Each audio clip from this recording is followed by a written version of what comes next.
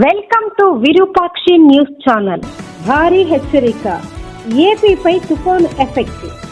నైరుతి బంగాళాఖాతంలో ఏర్పడిన వాయుగుండం తీవ్ర వాయుగుండంగా మారినట్లు వాతావరణ కేంద్రం వెల్లడించింది. దీని ప్రభావంతో 4 రోజుల పాటు రాష్ట్ర వ్యాప్తంగా విస్తారంగా భారీ వర్షాలు కురవనున్నట్లు రాష్ట్ర విపత్తుల నిర్వహణ సంస్థ వెల్లడించింది. వాయుగుండం ఉత్తర వాయువ్య దిశగా కదులుతుందని, రేపటికి తుఫానుగా మారే అవకాశం ఉన్నట్లు విశాఖపట్నం వాతావరణ కేంద్రం అంచనా వేసింది. వాయుగుండం తుఫానుగా మారిన తరువాత ఉత్తర వాయువ్య దిశగా శ్రీలంక తీరాన్ని దాటి తమిళనాడు తీరం వైపు వెళ్లే అవకాశం ఉందని తెలిపింది.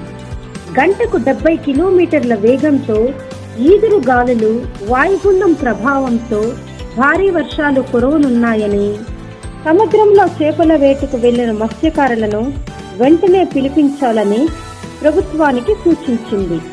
రేపు సాయంత్రం నుంచి దక్షిణ కోస్తా తీరంలో గంటకు 50 నుంచి 70 కిలోమీటర్ల వేగంతో ఈదురుగాలులు వీస్తాయని, వ్యవసాయ పనుల్లో నిమగ్నమైన రైతులు తగు జాగ్రత్తలు తీసుకోవాలని, పంట పొలాల్లో నుంచి వర్షపు నీరు బయటకు వెళ్లే ఏర్పాట్లు చేసుకోవాలని, లేదంటే అధిక నీటి సామర్థ్యంతో పంటలు దెబ్బతింటాయని వ్యవసాయ శాఖ అధికారులు తెలిపారు.